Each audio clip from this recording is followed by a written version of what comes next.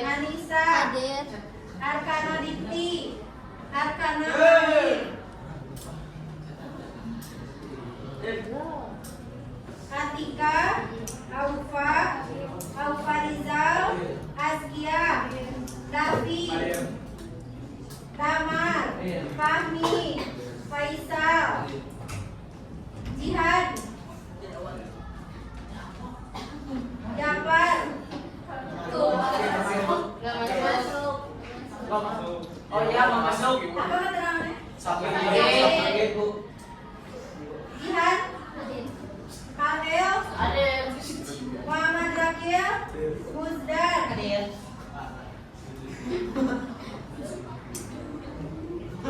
Nadir, Najda, Najla, Naira, Nika Isya, Rek, Dispen, Bu.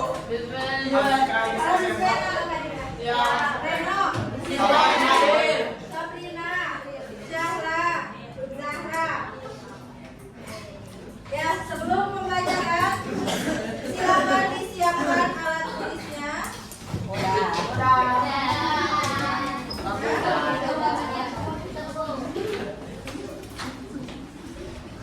Faisal, silakan pimpin doa sebelum belajar.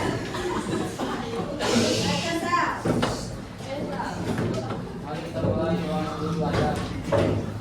Ya, ayo baca sama-sama.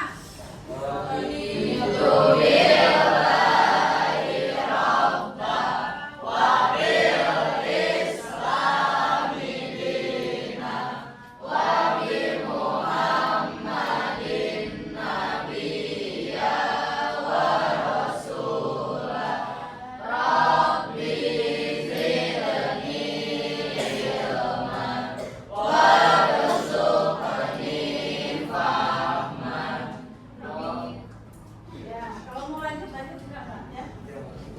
Nah, ini tema pembelajaran kita hari ini, ya. Pelajarannya tentang fikih. Kalau dalam ilmu fikih ini beberapa pendapat yang akan dikemukakan sehingga nanti kita jadi tahu ya bagaimana pentingnya penyembelihan hewan kurban di dalam Islam. Ini ada satu poin yang akan Ibu bahas ya, yaitu tentang ibadah berkurban. Tapi sebelum itu, nah, coba kita baca sama-sama ya. Ini sudah Ibu yakin udah di luar kepala, udah hafal semuanya. Surat ini sudah tidak asing lagi. Setiap hari insya Allah kita baca ya. Ayo kita baca sama-sama.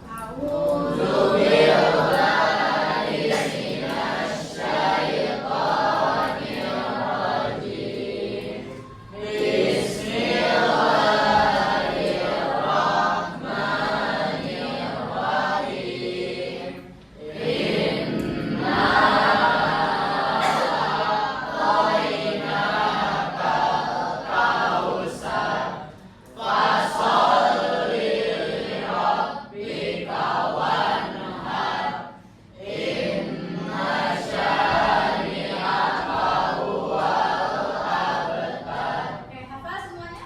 Hafal dengan artinya? Hafal dengan artinya? Nanti kita belajar ya. Nah, selanjutnya setelah surat Al-Kautsar, ini yang harus selalu kita ingat. Barang siapa yang bersungguh-sungguh maka ia akan berhasil. Ini adalah motivasi Islam ya, yang sudah kita sering dengar. Dan apa kaitannya dengan berkurban? Nanti akan dijelaskan lebih rinci lagi. Ada 3 poin yang harus dicapai oleh siswa dalam pembelajaran ilmu fikih, yang judulnya adalah tentang berkurban. Ya, ada 3 yang harus dikuasai oleh siswa. Yang pertama itu harus paham bagaimana cara pelaksanaannya. Kemudian yang keduanya adalah bagaimana Islam mengatur tentang penyembelihan hewan kurban sehingga itu disebut dengan kategori ibadah. Dan yang ketiga, di sini siswa harus paham apa sih maksud Allah memberikan perintah kepada kita sebagai umat Islam sehingga kurban itu diharuskan gitu ya. Nah, nanti kita akan pelajari lebih lanjut lagi. Itu ada 3. Nah, kita akan masuk ke dalam pertanyaan pemantik. Nah, ada 3 pertanyaan di sini yang bisa kalian jawab. Kira-kira ya Allah memberikan perintah kepada kita untuk menyembelih hewan kurban, apa alasannya? Ada yang tahu nggak? Kenapa sih diperintahkan untuk berkurban kita sebagai umat Islam? Karena dari cerita Nabi Ismail dan Nabi Ibrahim. Cerita dari Nabi Ismail, kemudian dari Nabi Ibrahim. Maksudnya apa? Kenapa sih kita itu harus untuk berkurban? Sebagai tanda syukur. Kemudian ada latar belakang sejarahnya yaitu dari Nabi Ismail dan Nabi Ibrahim. Dua jawabannya betul, tapi ada yang bisa melengkapi nggak jawaban yang lebih sempurna lagi? Kenapa dalam Islam ada proses penyembelihan hewan kurban? Kenapa kepikiran sampai ke situ? Pernah nggak? Nah sekarang ibu ajak kalian untuk berpikir ke situ. Kenapa sih kita itu diajak untuk memahami ya bagaimana proses penyembelihan hewan kurban? Selain sebagai bentuk rasa syukur, kemudian ada latar belakangnya yaitu di sejarah tentang perjalanan Nabi Ismail dan ayahnya ya Nabi Ibrahim. Apalagi? Coba ditambahkan lagi jawabannya. Jihad. Apa? Kenapa Islam harus memberikan kewajiban untuk proses penyembelihan hewan kurban? Kurang tahu. Kalau Pak Rizal, menurut Pak kenapa harus ada proses penyembelihan hewan kurban? Pak?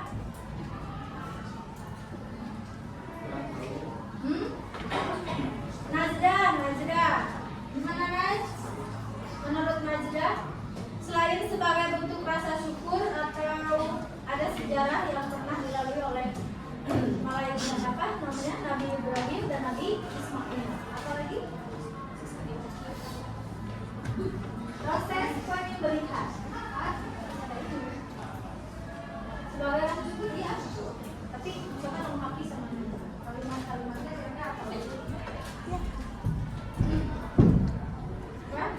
Jawab dulu. Zahra deh. Ayolah Zahra.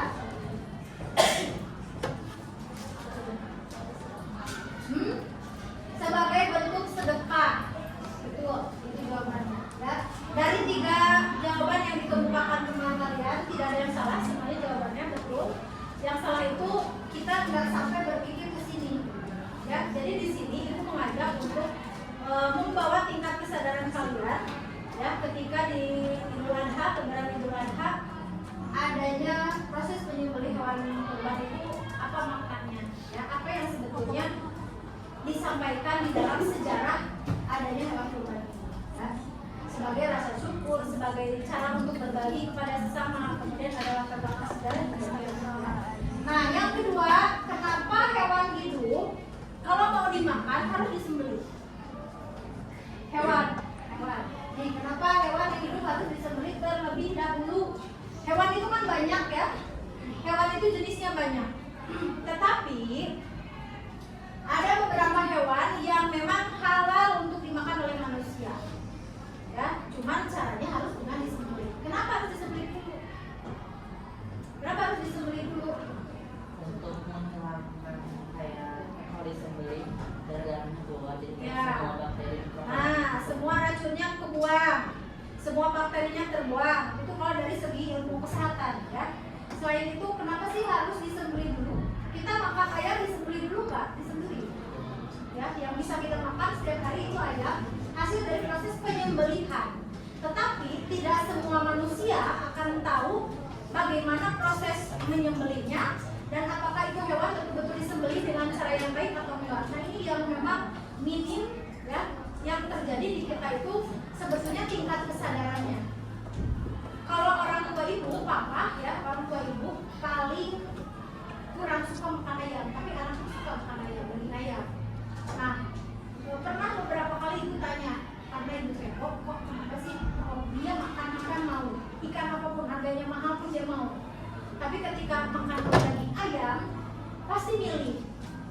Ya, milihnya tuh benar-benar sampai ibu punya ternak ayam, tapi yang ngurus orang lain. Jadi sesekali orang tua mau makan daging ayam, tapi memang harus menyaksikan disembelih dulu gitu. Gak bisa yang harus beli dulu apa gitu ya, harus beli dulu langsung dia makan dengan kayak ibu beli ada ayam ya ibu makan terlalu masih tinggi. Tapi ternyata ada yang sampai tingkat kesadarannya ke sana gitu ya, termasuk orang tua ibu. Karena ibu pernah tanya, apa sih Pak alasannya jarang banget mau makan daging ayam gitu. Dan kalaupun mau tuh gini-gini banget. Satu hal jawabannya, takut gak benar membelinya. Cuman jawab gitu. Dan dari situ ibu berpikir, oh iya ya, kenapa Islam sampai mewajibkan, mengharuskan kepada kita itu kalau kita makan hewan itu harus dipastikan betul-betul disembelih dulu.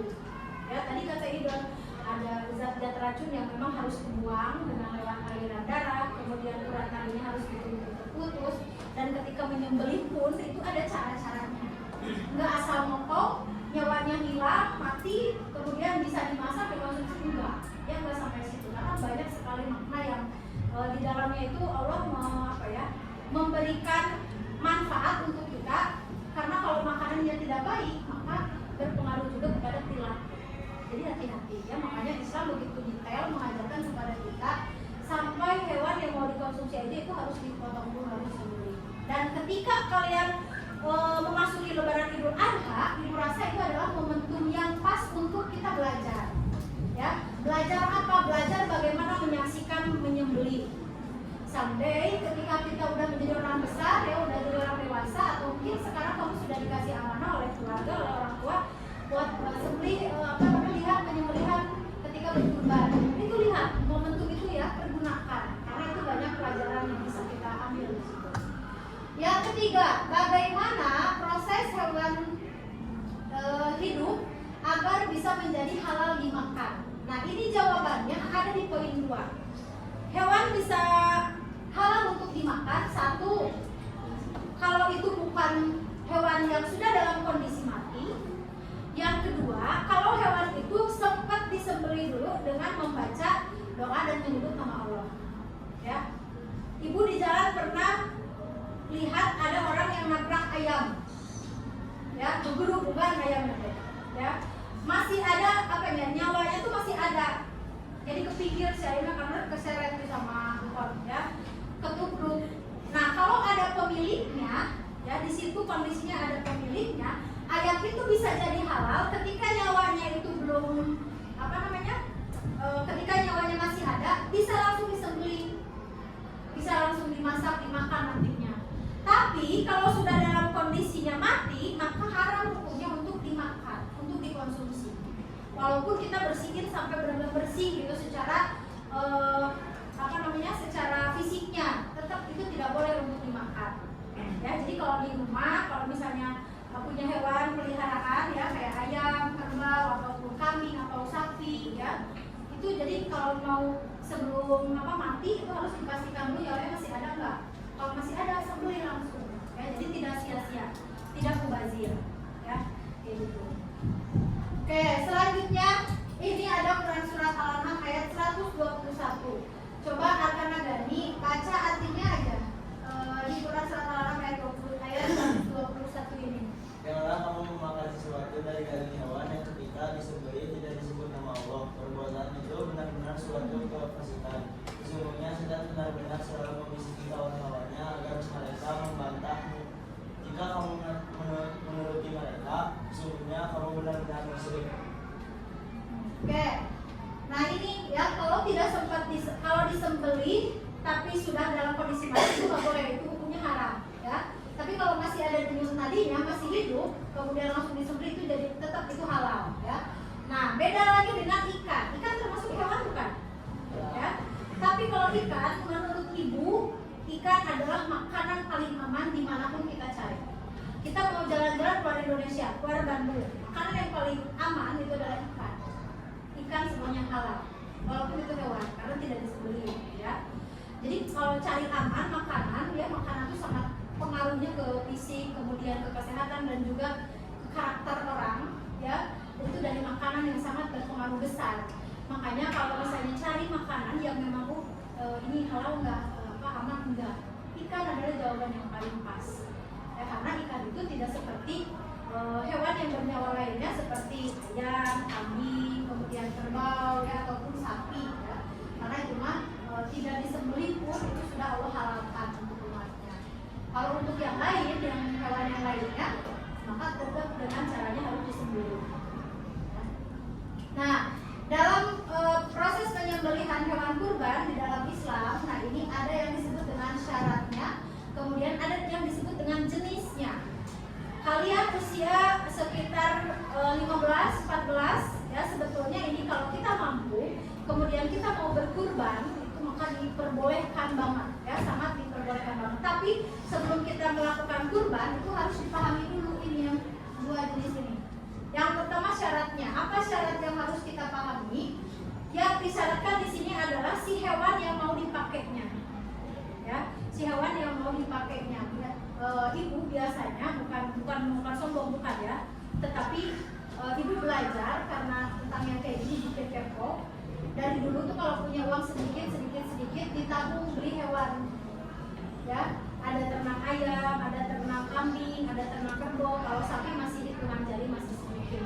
Kenapa? Karena setiap tahun, alhamdulillah, kalau mau apa-apa tuh nggak minta orang tua. Jadi hasil nabung sendiri, ya, bisa berbagi ke yang lain. Artinya apa? Kalian aja yang dikasih uang jajan besar, ketika punya niat terus saya mau berkurban nih pakai uang sendiri, pakai hasil kerja keras sendiri, sebetulnya jawabannya semuanya bisa, punya waktu dan kesempatan yang sama. Tapi yang harus diperhatikan adalah niatnya, ya. Betul nggak punya niat sampai ke situ? Pernah nggak sampai kepikiran ke hal-hal itu? Maka nanti sama Allah bakal dikasih jalannya, ya. Dan perhatikan hal yang ini, ya. Syarat hewan yang boleh kita kurbankan atau bisa dijadikan untuk berkurban adalah dia dalam kondisi secara fisik itu sehat, ya. Kalau sudah lemes, ya, lemah tidak berdaya, nggak boleh itu disembelih. Jadi jangan dipaksakan gitu, walaupun itu punya kita sendiri udah dibeli, itu nggak boleh. Jadi dipilah-pilih gitu ya, dalam kondisi fisiknya pun dia support gitu. Yang kedua, tidak cacat. Tidak cacat itu artinya secara fisik tidak ada kekurangan apapun, giginya utuh, kakinya ada, ya, semuanya lengkap.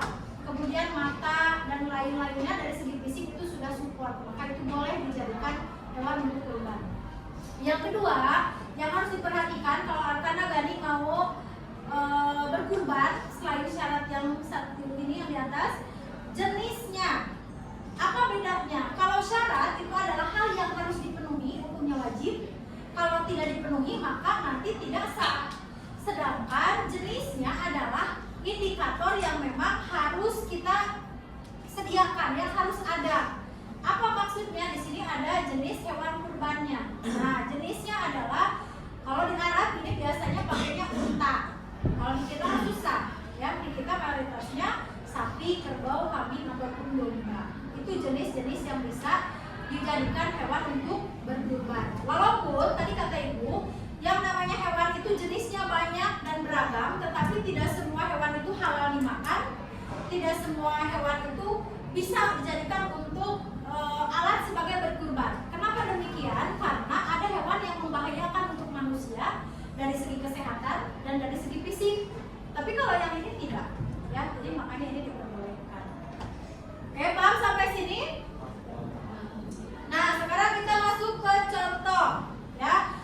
Ada yang disebut dengan cara. Kalau cara ini berarti hal yang harus kita lakukan ketika melakukan penyembelihan hewan kurban. Satu, harus pakai pisau yang tajam. Yang keduanya, arah si hewan itu mengarah ke arah kiblat, ya. Yang ketiga, baca doanya. Kemudian tulis nanti namanya atas nama siapa yang mau jadikan nanti masuk pada saat berkurban tuh atas nama siapa, ya. Jadi pahalanya ngalir ke orang tersebut. Ada yang nggak suka daging hewan kurban nggak di sini? Coba ada yang suka nggak makan daging kurban ketika Idul Adha? Atau suka makan? Suka. Berarti ibu nggak ada teman ya, karena bukan termasuk yang seneng daging hewan kurban. Jadi bisa kalau Idul Adha orang lain mau bakaran pakai hewan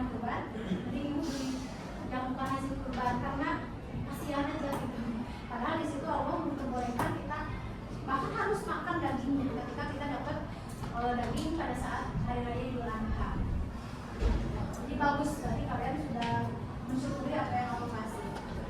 Nah, ini adalah doanya. Jadi tadi di poin ketiga ya ada doa untuk menyembelih hewan kurban. Jadi yang pertama pisaunya siapkan, kemudian menghadap ke arah kiblat dan yang kedua baca doanya.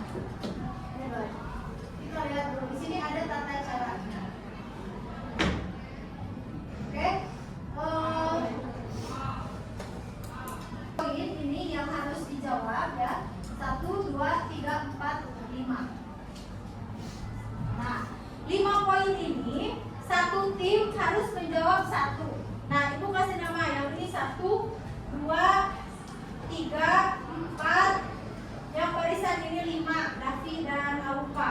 Ya, barisan ke tim kelima, kelompok 5. Ini terlalu banyak. 1, 2, 3, 4. Inilah jadi 5 lah, biar jadi 5 tim, jadi 5 kelompok ya. Gani, Aufa, Rakil, Davi. Ya. Bisa kan? Bisa aja lah jadi 5. Biar satu lewat ya. Nah, apa yang harus didiskusikan ini hanya membuat di poster ya. Tapi nanti dijadikan untuk penjelasan nanti di posternya. Yang ini kelompoknya Idon, poin yang ke-1 ya. Apa sih masalah yang biasa terjadi ketika penyembelihan secara tradisional di pasar-pasar dan lain-lain ini ya. Ini yang kelompok ini bagian nomor poin kedua ya, masalah dalam penyembelihan secara mekanik. Sabrina, Atika, Ain, ini yang tentang hukum penyembelihan tanpa menyebutkan nama Allah. 4, Adrian dan kawan-kawan, bagaimana penyembelihan yang dilakukan orang non-muslim. Dan yang kelima, Aufa Rizal, Rakia, bagaimana hukum penyembelihan hewan sesuai dengan sampai putus lehernya ya. Silakan dikerjakan, waktunya gak lama ya. Ibu kasih waktu tidak lama karena ini cuma 1 poin aja. Nanti cari penjelasannya baru dikumpulkan buat dibahas. Ibu-ibu di HP aja. Ibu-ibu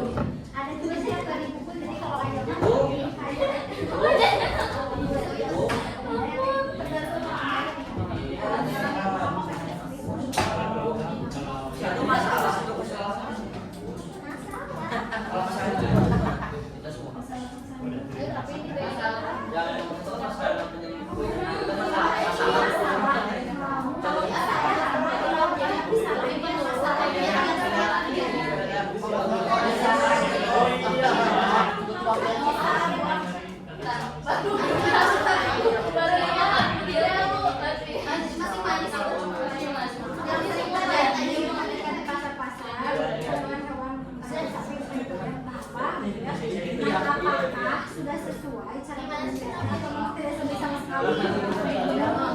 Oh, berarti yang aku tadi tumpul.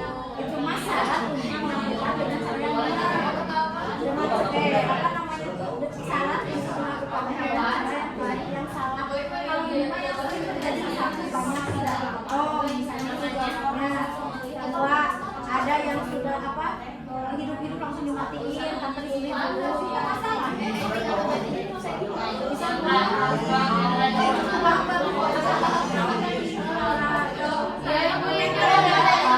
Kalau tradisional kan pakai alat kayak pisau yang ada kayak pakaiannya wali sunatan kan dulu kan pakai pisau gitu kan pakai pisau kalau sekarang mas ibu lihat saudara ibu ketika mau nyunatin anak yang lagi sunatnya pakai mesin laser PSD jadi itu lebih rapi si darah nggak banyak bisa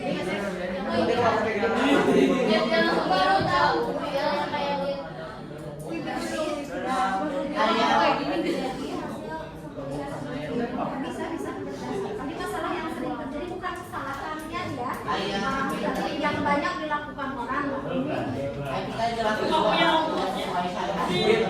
nah nanti pas udah dimasukin iya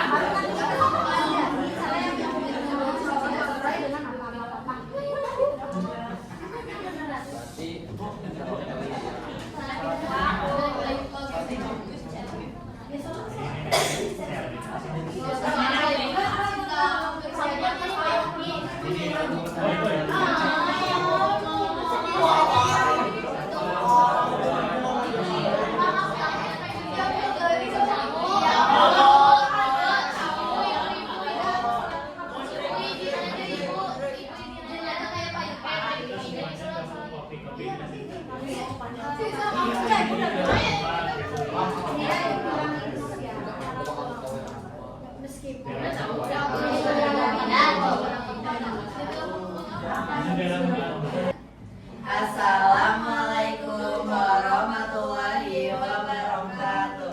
Waalaikumsalam warahmatullahi wabarakatuh. Kami dari kelompok 1, hari ini kami akan mempresentasikan hasil diskusi kami tentang masalah dalam penyembelihan secara tradisional di pasar-pasar. Yang pertama ada mematahkan leher hewan atau mengulitinya sebelum mati. yang kedua menyembelih hewan yang cacat atau sakit. Yang ketiga melukai hewan dalam kondisi tidak memungkinkan penyembelihan. Terus yang keempat mengangkat pisau sebelum sempurna penyembelihan. Terima kasih. Assalamualaikum warahmatullahi wabarakatuh. Waalaikumsalam warahmatullahi wabarakatuh. Kami dari kelompok 5 akan mempresentasikan hukum penyembelihan hewan sampai putus leher. Dalam misal penyembelihan hewan harus memotong 3 saluran utama di leher. Yang pertama tenggorokan, yang kedua kerongkongan, yang ketiga ukuran nadi. Dapat memutuskan lehernya separuhnya. Memutuskan leher hingga terpisah dianggap berlebihan dan menyakiti hewan yang bertentangan dengan prinsip belas kasih dalam syariat Islam. Penyembelihan di leher dilakukan karena sesuai dengan agama, mematikan hewan dengan cepat, menghilangkan gangguan agama, serta mengurangi rasa sakit dan penderitaan hewan. Assalamualaikum warahmatullahi wabarakatuh.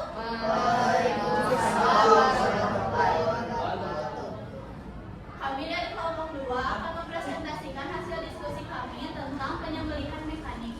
Pada saat ini, umumnya hewan yang hendak disembelih secara mekanik dipingsankan terlebih dahulu dengan cara dipukul pada titik tertentu atau menggunakan listrik dengan ukuran voltase tertentu.